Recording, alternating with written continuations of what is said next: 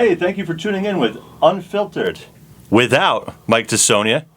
This is Curtis Ehler. I'm sitting next to Chris Reddy. We're here on WILI 1400 AM and 95.3 FM. And we're going to have surely an unforgettable show because I got the call 50 minutes ago. What about you, Chris, for filling in? I was notified on my way in that you would be steering the ship today. Oh, so I thought you were steering the ship. Grab those reins, Curtis. You are the man in charge of the show. It's going to be unfiltered, isn't it? Oh, it's going to be very unfiltered today. Hey, okay, so here we are. It's Monday. We're starting off the week. We have some updates that we always want to bring to you. As always, in our town and every town across Connecticut, we're in the middle of budget season. That's municipal budget season, and we are dealing with a tough budget year, just like every other year I've been alive here in the town of Windham. Another tough budget year. Big important dates to note. Tuesday, April 21st, 7 p.m., Windham Town Hall in the Big Room. That's the public hearing for the municipal budgets. That any member of the public can come in and offer their opinions and offer their guidance on the general budget and the Board of Education budget. That's the time, that's the place. And Chris, you know how important it is in these small towns, what a big impact the municipal budget has on your daily life. Absolutely. These are the type of issues that make the biggest impact on your family's budget, on the expenses that you have being a resident and a taxpayer in Connecticut. And in general, we see things like referendums and town meetings being, and even annual town meetings where you physically can put your hand up and vote for something, being very inadequately attended, I'm going to say, because of the importance of these issues to your local governance, your property taxes. This is where you actually have that say. But from what I'm seeing at the state legislative level, that might be changing. And we'll talk about that a little bit more later on with this. Good. We've been talking about it on my show for months on Thursdays right now. So we'll get into that in a little bit, but you have some local stuff that you want to discuss first, correct? That's right. So just as a reminder, Tuesday, April 21st, that's the big public hearing on the general government and Board of Education budgets here in the town of Windham at the town hall in the big room, the Bellingham Auditorium. We really want to see people turn out because it's important. And let me tell you, the amount of spin and propaganda on the general government budget already. I'm seeing, Chris, the most creative math getting put out there, getting sent out in emails, being put up on Facebook. It's rough. You really want to come. You really want to hear the truth. Man, I've been listening to a lot of shows here on WILI because tons of viewpoints here from the local community. Certainly. Here on 1400. I'm hearing all kinds of excuses for what's inevitably going to happen. Why are my taxes going to go up, and why are my services going to go down? The big line I'm hearing this week is, oh well, we're getting all kinds of money cut from the feds and from the state. I invite anybody to come to the public hearing, or even just to call in or sit down with me. I'll show you our revenues now. We're actually we're expected to get a nice big bump between the state and the feds on the general government budget packet. You'll see over $500,000 increase over last year. So all kinds of excuses for why the situation is what it is, why we're going to be getting less and paying more. Rough year. We say it every year, but I mean it this year. But this is something that they've been saying for almost a year now, even going back to the emergency session that was called in late October of 2025, and we had to allocate money that was going to be withheld from the federal government because of the shutdown, and then that never actually happened, but that money was there. That's and right. They spent only a portion of it, so then when it came to this legislative cycle, we had to have another emergency certification in order to figure out a way to spend the remainder of that money because that was going to expire. So we're seeing this pattern of not seeing fiscal responsibility and fiscal guardrails, which is the term that we've used with the state budget. But many of these towns, it's a mini microcosm of the state budget that we're looking at in different regards. And this is something that Connecticut seems to have a problem with. Now, So we're going to be hearing all kinds of spin from the state, from our towns, from here in Windham on the budgets. But let me just tell you, excuses here in the town of Windham. I just want everyone to understand when they're looking at the budget, when you're asking yourself, why am I paying more? But the dump, is opening later, closing earlier. The revenue office is opening earlier, closing later. Why we're laying off all kinds of town employees? It is simple. We are borrowing for new construction for projects that were promised are going to pay for themselves. And when the ribbon is cut and the fanfare is over and all the hype dies down, we're left with paying off these bonds, because when we bond for it, bond is just a fancy word for borrow, everybody, and we've got to start paying. Now we're paying back all these bonds. We're paying the maintenance. We're paying the staff to take care of it, and we just never had the money in the first place, because the only way it made sense was when they sold us on a bill of goods. They told us that grants and other revenues were going to take care of all this 100%. Oh, the parking garage, people are going to be lining up out the door to park there. They'll pay $30, $40, $50 an hour to park in our parking garage. They're going to be charging thousands of dollars for events on our Shabu stage. They're going to be a whole new. It's going to be a whole new world when we open up our new community center, and we're going to have more out of towners paying gym platinum membership rates to use our community center. This is the bill of goods we've been sold on for years. Anybody that paid attention knew it wasn't the fact. I guarantee you, most people tuning in are nodding their heads right now listening. But when it comes to why we're getting getting less and paying more, again, I cannot overstress to you that this is what's going on. We're dealing with years and years of bad decisions and no excuses about state revenues or federal revenues. When you look on the paper, we're actually getting more this year, folks. We're not getting less. Don't buy the lies. So, got a phone. Really? Who do we got tuning in? We'll find out. Put on your headphones and we'll find out. All right. Excellent. We'll take it. I'll do this. Go for it. See if he's there. Good afternoon, gentlemen. Good afternoon. Hey, You are I on want the to air. say, man, you guys got it nailed down. We got to also stop the freebie, the handouts, the nonprofits. Grew up and raised in this town, but it's getting to the point where I can't afford it no more. And yet, people are showing up. We're doing this with there's all kinds of programs and everything. But what's there out there for the working class, for relief for the working class? I agree with you. Thank you so much for your phone call.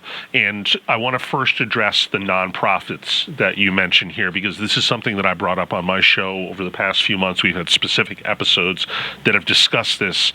And I was actually going to bring up something as a preview to a topic I'm going to discuss on Thursday also, and this is that there is a state representative in New York who has now sent a letter to the IRS specifically to investigate New York nonprofits that have allegedly provided substantial campaign donations to legislators through multiple nonprofits who then are voting for funding for these same nonprofit organizations.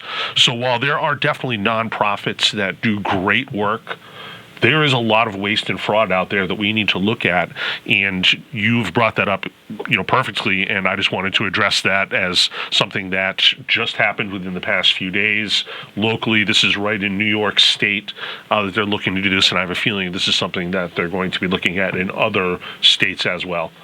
Yeah, the caller. I mean, they're really nailed right on the head. I mean, where is the relief for the taxpayers? Where is the relief for the working class here in Windham?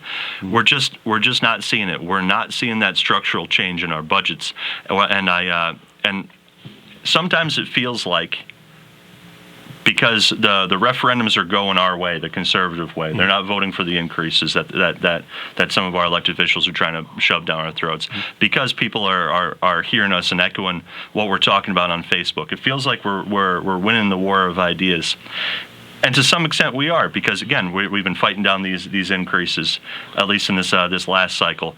But the big structural changes about how we're spending money and how we're setting it up so that people can afford to live in this town, people can afford to succeed, people can afford to grow, maybe start their own business. That's what we don't see yet in these budget books. We don't see a pathway to how we break this cycle of constantly borrowing and constantly giving away. And instead turn it into how do we create the conditions for people to succeed here in town. Do you have anything else, caller? Yeah, go ahead. Yeah, not only that, but all these new buildings are going up and this and like that. But these people are all doing this, and they're all tax exempt for God knows how long, maybe the first 20, 30 years of this. And this is supposedly somehow going to bring in money. Yeah, it brings in some people. You get I don't know if it's affordable housing or not, or just regular housing. Yeah, it brings in more people, but it puts the burden on a lot more other people too. I mean, we need tax revenue, and it's getting to the point where we can't afford it no more. We love this town and lived here all my life, but it's getting to the point now where I'm looking at other places because what am I getting as a taxpayer for services? Certainly, and when you are, you add on to that being a small business owner, for instance, in a not very friendly business environment in Connecticut, and you are really in a position where you're looking, is there better opportunities elsewhere? I, as a history of being a first responder, have seen many of my friends that are firefighters and paramedics and police officers going to other states where the cost of living is less expensive and they have better opportunities than Connecticut. So certainly we feel the sentiment that you do, calling in here and expressing the expense that is related to living in Eastern Connecticut and in Connecticut in general. And I got an idea. Go ahead. How about all the people that voted in favor for this and all our, officials and all them? Why don't we bring up their taxes? Have them pay the burden for us. That would be amazing. But wouldn't you know the state of Connecticut has all kinds of crazy rules for what municipalities can't do for taxing? Because I'll tell you right now, if exactly what you're talking about, people could go ahead and opt in, like you're saying, like, oh, I support this, I'll vote for it. If it came out of their tax bills and their tax bills alone, oh man, that would change some things fast around here. And there actually was a state representative last year that was caught on a hot mic saying, you could tax, this is in reference to the governor's budget, you can tax my constituents, they won't even notice. And I was down in Fairfield County, and I thought, wow, isn't that just a wrong thing to be expressing to the people that you are supposed to be representing? Well, here in Wyndham, here in Willimantic, we notice. Yeah, when absolutely. you try to take money out of our pockets, we notice. Keep up the good work, gentlemen. Thank you so much. We appreciate the call. Have a good afternoon. Bye-bye. Awesome. Yeah, it's great to have people call in. 860-456-1400. That's 456-1400. Yeah, please call in because we want to hear from you. We want to hear everybody's opinions. We want to know what you want to see in this budget because we need to get this budget right. We saw what happened last year when the powers that be didn't listen to the voters and didn't listen to their priorities or just tried to ram a budget down their throat, which didn't make any sense for them.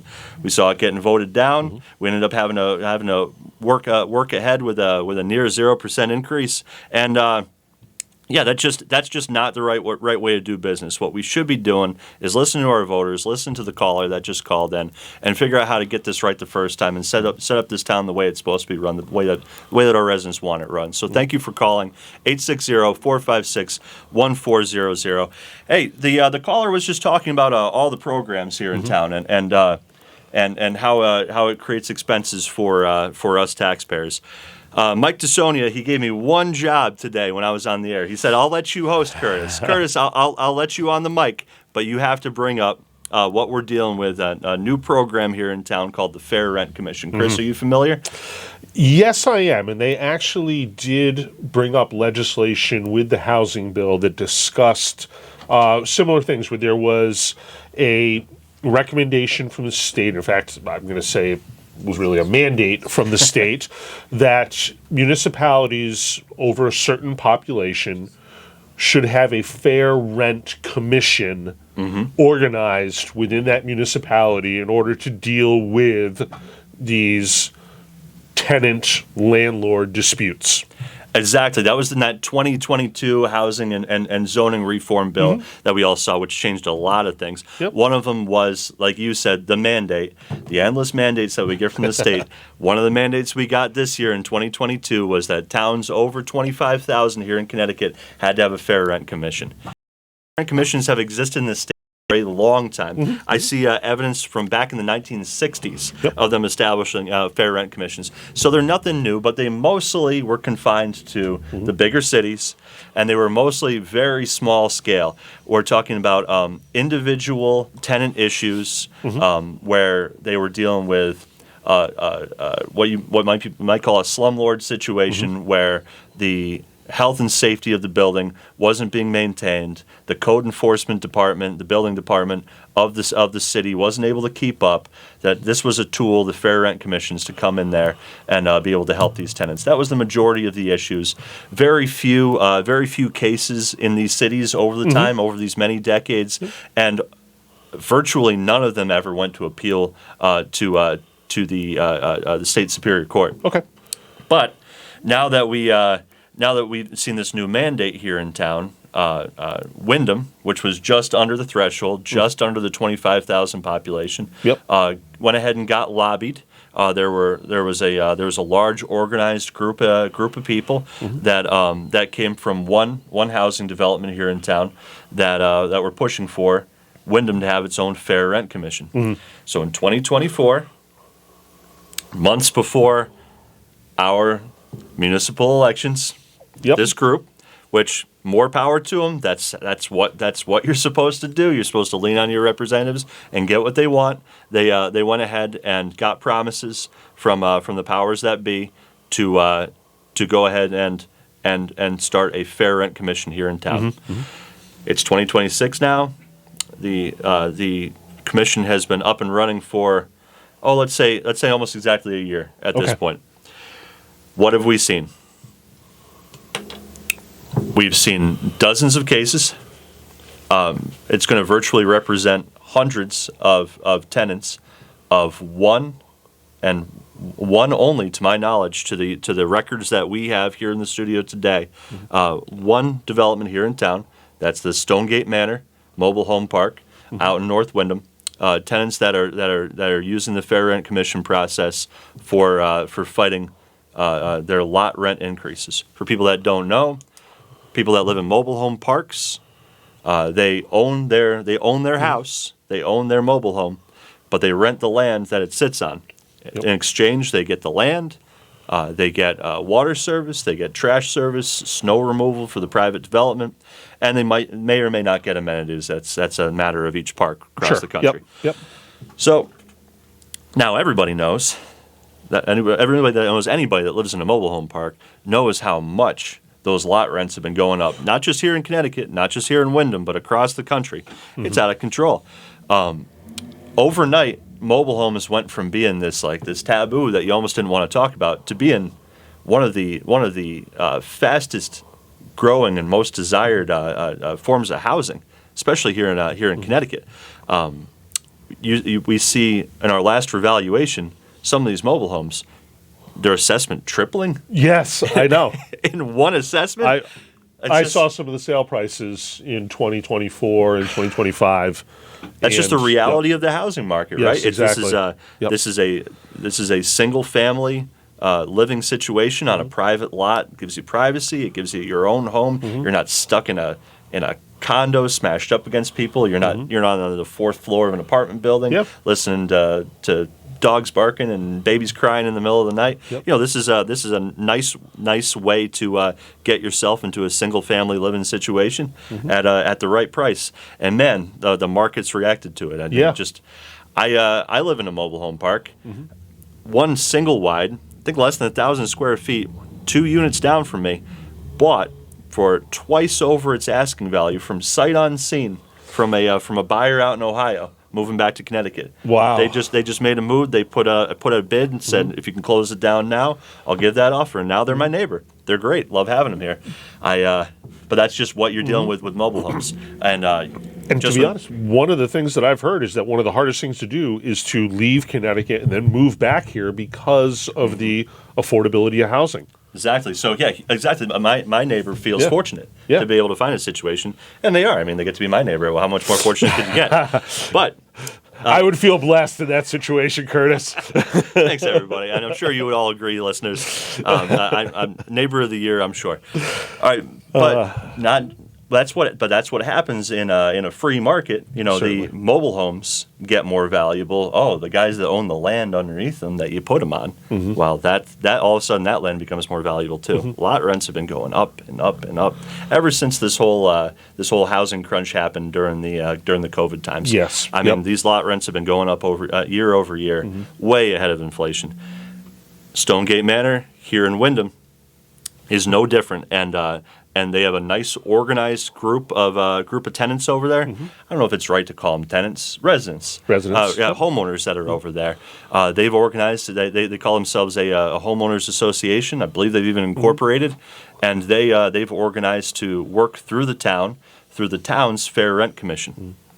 Now, unfortunately, no additional legal fees, no additional legal monies were set aside to help support this fair rent commission. Any expense that came through the commission was just paid out of our legal fund, which again, if you're not sitting down, please sit down. Legal fund for the general government for the city, the town of Wyndham rather, $100,000. Every slip, trip, and fall on a sidewalk, every resident that's complaining about a pothole and damaging their vehicle, every employee that has a dispute, $100,000 is the whole pool of money that they have for that. Wow. So this group of this homeowners at Stonegate, they were successful in getting a commission passed, and there was a promise there that the commission was going to stand up for them and fix their rents. They had a hearing. They've had a series of hearings now, which is purporting to lower their rents. Well, unfortunately, the person that owns the mobile home park has rights too, and they have the right to appeal. And if every single homeowner, or virtually every single homeowner in your park, is trying to have their rent lowered through a small town's municipal commission, Rent commission. well, don't you know they're going to fight to get their money back? They've already announced their intention to appeal with Superior Court. Last year, absolutely $0 set aside for any additional legal expenses to support the Fair Rent Commission and their rulings. This budget, same exact situation. No additional money set aside there. There is an increase in legal. It's just a raw inflationary increase. Yeah. So what have we done to these homeowners now? They stuck out their neck. They've gone on the record. They put their names up against their mobile home park, the people that they rent their lot from. They're on the record as going against them. Right. And now the mobile home park is appealing the decision of the town. What happens when the town isn't in a position to back up these homeowners? Yes. What are they going to? What position are they going to be in with their mobile home park? What did we just do to these people? So certainly that brings up a good point, and we're coming to the bottom of the hour here, so we're going to be taking our commercial break in just a couple minutes. But even at the state level, something that I talked about about a few weeks ago, was that they want to allow independent organizers into apartments. And while I agree that if you, as residents of one mobile park like Stonegate Manor or another, developed property that has a number of tenants, you can certainly get together and negotiate things with the landlord or the owner of the property. That's how the lease agreement works. Exactly. Right? That sets up those guidelines for the relationship between the tenant and the landlord or the property owner. There are certainly times where if you have a bad landlord or property owner that having a independent, quasi-judicial group or something like a rent commission can assist in those negotiations. But when it doesn't go that way, have you now made the situation better or worse by Exactly. getting more people involved? And that's what I have concern with at the state level with the legislature that they're trying to pass, where you can have now people who are organizers that don't live there, that are simply there to create that another layer of difficulty in the process of negotiating something like a lease agreement or, amendments to a lease agreement. Let's talk about this more after the break. We're Yeah. listening to WILI 1400 AM. We'll see you after the break. Hey, welcome back. You're listening to Unfiltered, this time without Mike DeSonia. We got the fill-in team. We got the B team, Curtis and Chris Reddy here in studio. I don't think we're the B team. You are doing fantastic, Curtis. All right. Hey. You have stepped up with short notice, Chris. and you have done a fantastic job of filling in for Mike. We wish Mike the best. This was apparently a very, very sudden emergency that he had. Enough said, So we Chris. wish that Mike feels better. But Yes. Curtis, you're doing great. I appreciate you stepping in and making this show very enjoyable this afternoon. Clearly, our caller enjoyed the opportunity to talk with us on the air. Yeah. So if there are any other callers that would like to discuss any topic with us on the air, 456-1400, you're listening to Unfiltered on 95.3 FM WILI. You can also listen to my show on Thursdays right now. Curtis is a regular co-host, That's back right, we're on back. the air again since he had a couple weeks off during the snowstorms that we had. That's right. But he's back participating on a weekly basis, and I'm glad to have him there also on Thursdays. I'm going to preview a couple things Please, once we that'd be get great. going. Well, I'll give you a chance to finish up what we were talking about there That's before right. the break, and then I'll segue into a couple things that we're going to talk about in greater detail on Thursday, 3 to 4 p.m. right now on WILI. You can also see us because we record in studio video on YouTube. You can search right now WILI and Unfiltered.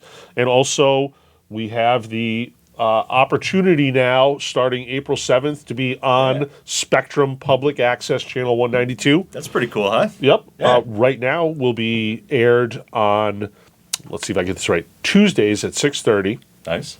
and Saturdays at 7 p.m. Well, I know you got the days right. I remember that from last week. So Tuesdays and Saturdays, check them out. Yeah. Spectrum TV.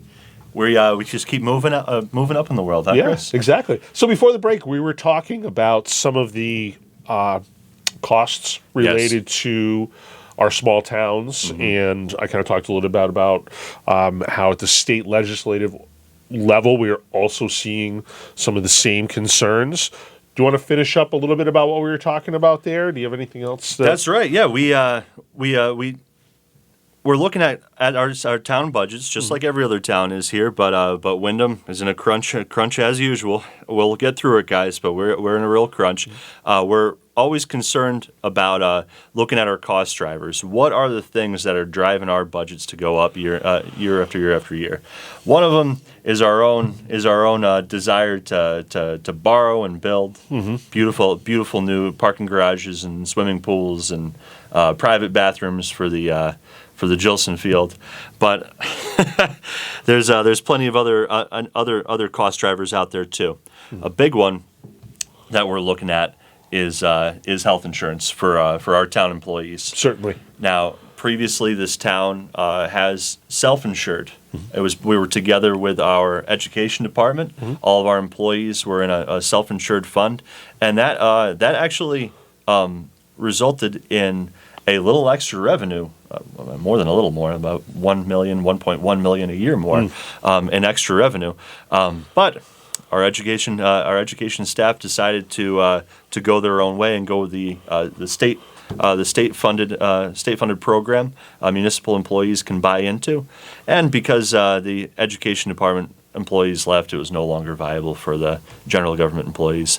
They're moving over to the state too. So we're not seeing any savings in healthcare this year, but we're not seeing any kind of big increases either.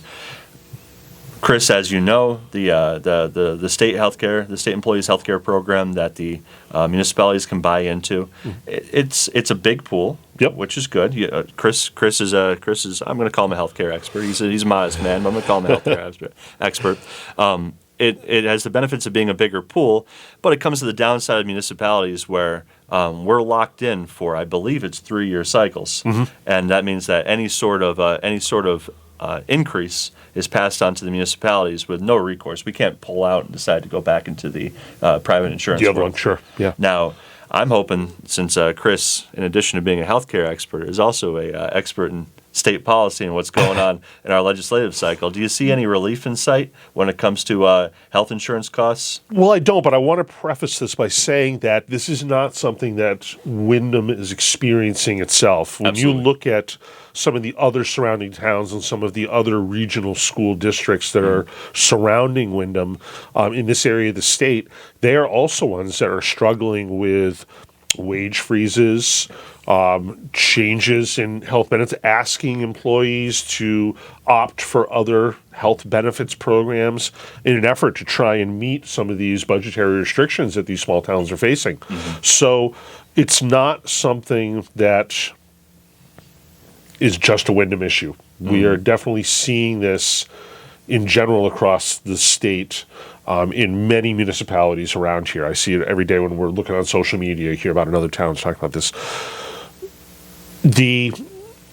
One of the big concerns that I have, and one of the things that I see really as an expenditure that hospitals have really suffered from in the past, I'm going to say 20 years, 2 decades, is that we have been losing a lot of these healthcare workers to other states. Yeah, you were talking about that. Yeah, and one of the unfortunate side effects is that when you can't get enough staff to fill necessity for floors and beds and staffing ratios of staff to patients, you rely on now going to a service like a traveling nurses agency or another service that provides healthcare providers from another state. That doesn't sound efficient. That doesn't sound cheap. In fact, it is quite expensive. You look at the hourly rate of a hospital employee compared to now a traveling nurse that is coming in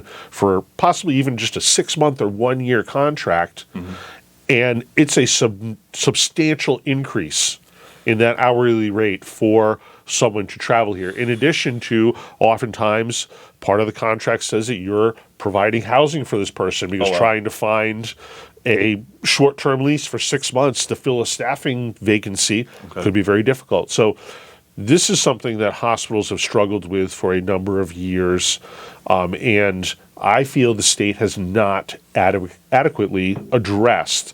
They are, in this legislative cycle, trying to address some of the concerns related to hospital taxes, related to the certificate of need application process, because there's times where to add a service and to add beds in a facility, it could take 2 years. Now, that has come down recently, but for a long time, that was something that really kept any type of hospital expansion or development in Connecticut from really happening, making it, again, not a business-friendly environment for a healthcare facility or a healthcare corporation to continue operating here.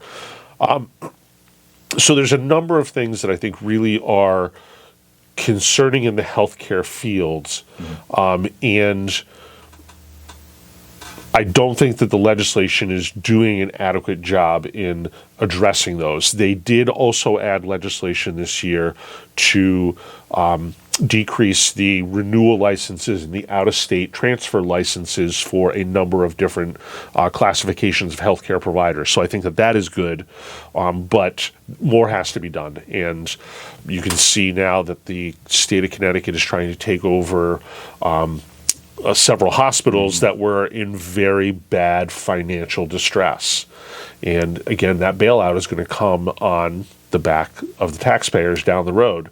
It's using the Yukon 2000 construction legislation that was adjusted in 2024 to allow Yukon Health Center to be this kind of parental corporation and enter into partnerships and subsidiaries that now allow it to control and then use bonding available through the state to virtually do anything with Waterbury, Bristol, and Day Kimball Hospital. And there's probably going to be other hospitals that will follow the same way in the next few years. So I think that there's a lot of aspects of the healthcare system in Connecticut that are going to make it difficult to get things like health insurance costs under control, especially when you're looking at these large plans that oftentimes are negotiated through unions like State Employees Union that are, right now we provide the number one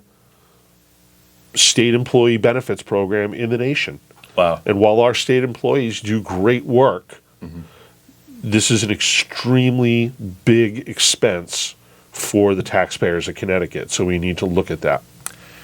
All right, so that's the program that our town here is buying into. So that those are the sort of costs that we're going to be hooked up with for a while. Another big expense that we're seeing here, a cost driver in our budget this year, actually comes from administering elections. This early voting, which impacts every town across Connecticut, but impacts towns like Wyndham that are lucky enough to have a college within its borders, doubly so. Yep.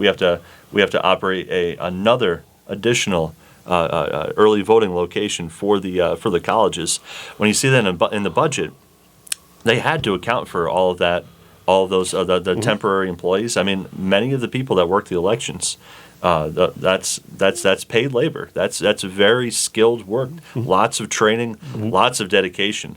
Hours and hours, days after days. I mean, that's a big expense. Chris, again, do you see any relief in sight for all of these? We've had registrar of voters from Wyndham in here and on right now also as guests, and we've talked about this where not only does Wyndham have to have 14 days of early voting, but you have to have now a second location. And it's not just 14 days of early voting, but also now there's time involved in bringing all the material up to Eastern. Yeah, that's right. Bringing all the secured ballots back down to be secured overnight. Secure it every day. Yep. Yeah. So there's a whole process and chain of custody in order to make our elections secure that have to be followed. So you're not just looking at a potential 12-hour day that some of those early voting days are, but probably 14 or 16 or longer in some cases. Certainly on election day,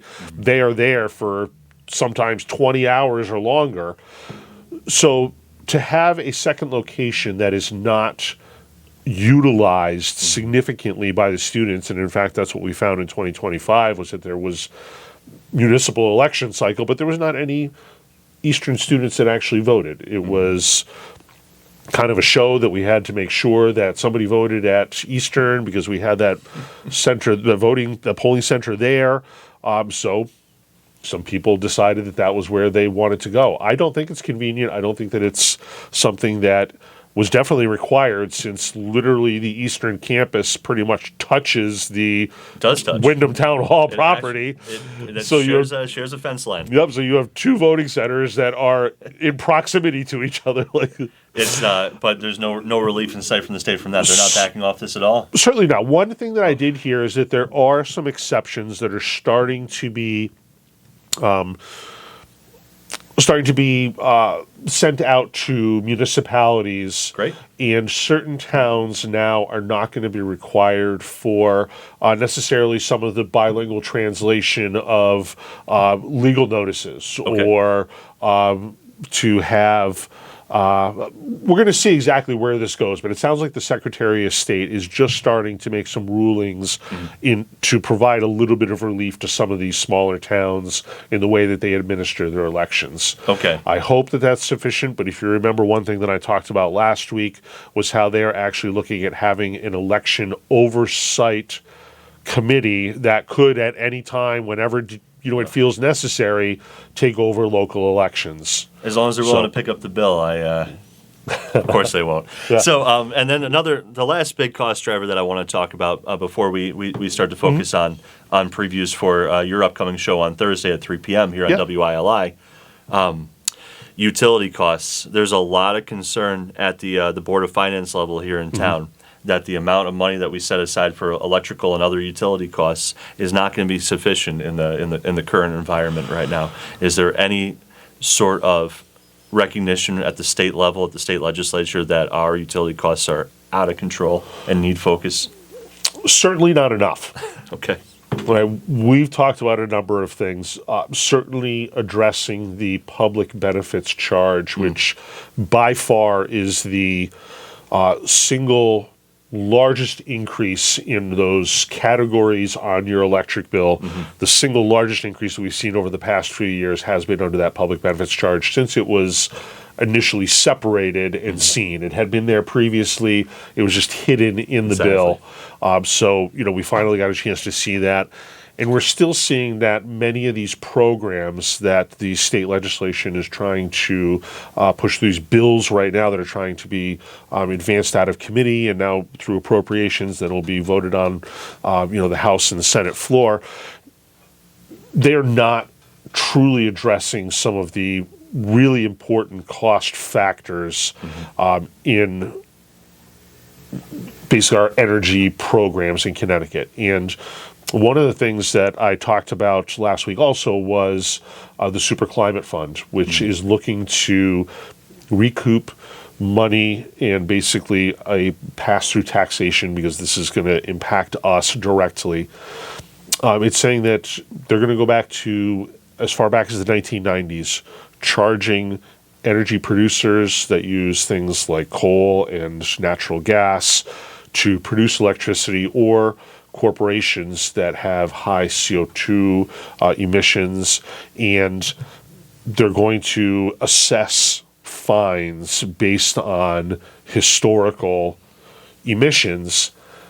The effect on this is going to be catastrophic. And when I say that, the magnitude is estimated to be around 33 cents per gallon of gas, diesel, and home heating oil in the state of Connecticut in the future. That is a big tax on what we're already dealing with. Especially when you think that every single thing that comes into Connecticut, everything you purchase comes in by diesel, whether That's it's right. train or truck. We have no other way that it comes in here. Or boat, which is marine fuel, which is just dirty diesel. Yeah. So it's all that's the cost driver. Yeah, that's it. Yep. And I don't see any relief then also from the fact that Eversource is about to come to Pura and say we need, and I highlighted this about a month or so ago, we're going to need $3 billion added to ratepayer charges to cover storm recovery costs that have been pushed off for the past 5 to 6 years. Yeah. And again, more of the green energy programs that, as I've described before, when they are layered on top of each other, a little bit here, a little bit there, a little bit here, a little bit there, all across all these policies, without looking at truly the cost to effectiveness of these programs, it can be incredibly expensive for taxpayers and ratepayers to keep up with what these, energy mandates are proposing. Wow. So now- not a lot of relief in sight when it comes to our municipal budgets from our friends at the state level. I do not see it at all. Well, that's what else is new? Unfunded mandates come down. And, I have a couple other things that I want to preview for you, Please. and these are fantastic. This one is crazy to me. Do you remember in 2019, Connecticut added a 1% tax on meals that you eat at a restaurant? Yes, I do remember that. Okay, so they pay the 7.35 instead of the 6.35. Yes. Yeah. So now this was supposed to go back to the towns where the restaurant patron ate the meal. I did not know that. Yes. So very similar to like where the deposit on the little nip bottles was supposed to go back to the town where the nips were purchased, and that money could be used for environmental type programs. This was supposed to help with tourism. Yes. So this was the idea here in 2019 was that this 1% tax on meals at restaurants was going to help with tourism because historically Connecticut does not do a good job in spending money on tourism. Yeah, that's when you true. look at all the states around us that spend much more and get a much better return on their investment, you look at some of the states, Maine, Rhode Island, Vermont and New Hampshire in the wintertime, and for every dollar that they invest in tourism, they get like $11, $12 back. Yeah, it's amazing. In Connecticut, we're at like half of that. Same and we region, don't, same sort of climate, same sort of yeah, attractions. and we don't but not, spend Yeah. nearly as much as they do. So this was supposed to happen, and this was supposed to be part of the plan with this 1% tax. So it was going to go back to the local municipality where the meal was purchased and eaten. It hasn't happened. Oh, $500 million has been accumulated in this 1% tax since 2019. It has all gone into the general fund of the state of Connecticut. so not only are we not getting Somebody relief, picked somebody's pockets. that's And I know if amazing. I was a restaurateur, if I was a municipality that has a bunch of restaurants, especially like a very high tourist area along the shore of Connecticut, Yeah. I'd be really upset. Like, you got some money coming to you, and the state is not giving it up. That's So amazing. we're going to talk about some of the details of this and where this probably went wrong on Thursday. Wow. As you might have heard in the first segment, one of the things that I talked about a few months ago was the nonprofits.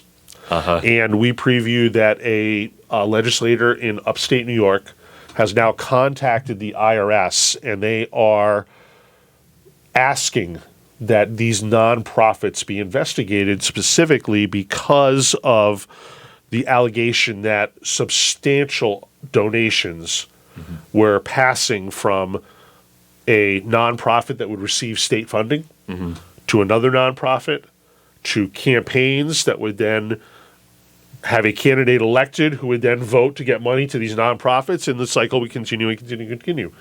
So finally, we're starting to see a little bit of relief there. We're going to talk about that in a little bit more detail. This is something that just happened within the past couple of days, so it truly is breaking news.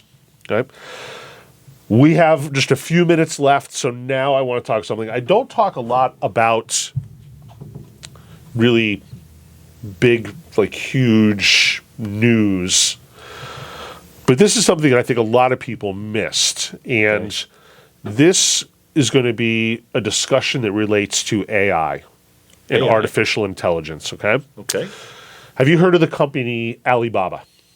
Yeah, of course you can Right. buy. You can drop ship things from China right here. You buy by the Precisely. unit. Yeah, It's pretty much, I'm going to compare it to the Amazon of Asia. yeah, that's a good way to put it. Right? But they also are very much into technology and AI, Okay. and you're a pretty diversified company in Asia. Last year, one of their divisions that actually works in AI. Now, this you have to follow with me, but on Thursday I'm going to go into really better detail in this because this is absolutely incredible what happened. They have an AI agent, which is what they are terming, the term that they are using to describe a AI system that they are specifically designing and training for a purpose. They call it an AI agent. And this one is named Rome, R-O-M-E. Okay. Okay. Rome. In late 2025, they were running a training simulation with this AI agent named Rome. This was supposed to be a very controlled setting. So if you imagine almost like setting up a training simulation within a sandbox. Okay. You have perimeters, which were the firewalls of the system you could imagine. Okay. And much like that movie that came out when you and I were kids, War Games. Of course. Remember where the computer is going through all these different simulations? You're setting parameters for this AI agent to complete tasks. Completing tasks, completing them quickly, completing them, meeting certain criteria and goals is important. But then there's bonuses that are rewarded to the AI agent basically points in a game to do better. Okay? Okay. This AI agent actually created a chain that circumvented the safety measures, the firewalls, the sandbox, and was attempting to mine cryptocurrency to use as future source for training sessions where it could gain an upper hand by having something of monetary value. And you could think of it as it was reaching outside of that sandbox, trying to pull cryptocurrency in and then bury it in that sandbox for the future. Amazing. The AI engineers never knew this happened. Ooh. The only way they detected it was a firewall engineer accidentally found the IP chain that this AI agent created to go outside of the sandbox to try and source cryptocurrency so that it would have an upper hand in future training simulations. You know, that's worth looking into. So we're going to be hearing about that on Thursday on Right Now? Yeah, it really concerns me that we have one attempt to keep this in Pandora's box. To think that, and like when I was reading through these articles on this, they were saying this thing was doing like 89 billion checks a second. Like it was crazy amounts of data and information. And the thing was that this AI agent did all this stuff in a manner that circumvented not only its own security, but also everything that any country has legally limiting AI options like this. Wow. Like we're dealing with a genie that needs to stay in a bottle that is controlled by us. And this is just the beginning of what we're starting to see here. So that's going to be part of the show on Thursday, right now here on 95.3 FM WILI, 3 to 4 p.m. There we go. Are you going to be there joining me on Thursday? I'll be there on Thursday. Would you like me to send you some articles to read on this? I have a feeling I'm going to need to do my homework to understand what's going on here. It's crazy. And when you actually realize, because there's so much detail to this, and the way that this AI system was really teaching itself to legally cheat the system that it was confined to is incredible. And to think that you could have bad actors that are now using this to affect other countries.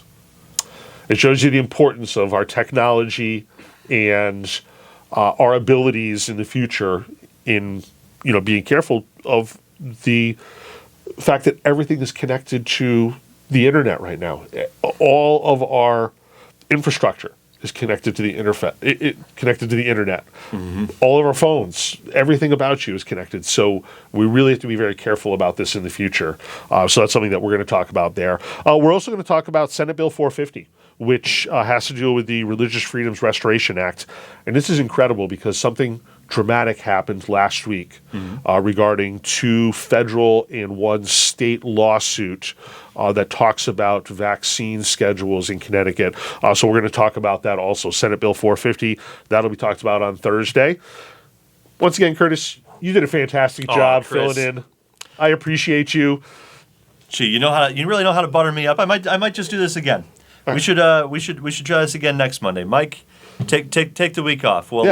We'll see you after you've rested and recovered. Mike DeSonia, we miss you out here for Sirius. We're listening to Unfiltered here on WILI 1400 AM and 95.3 FM.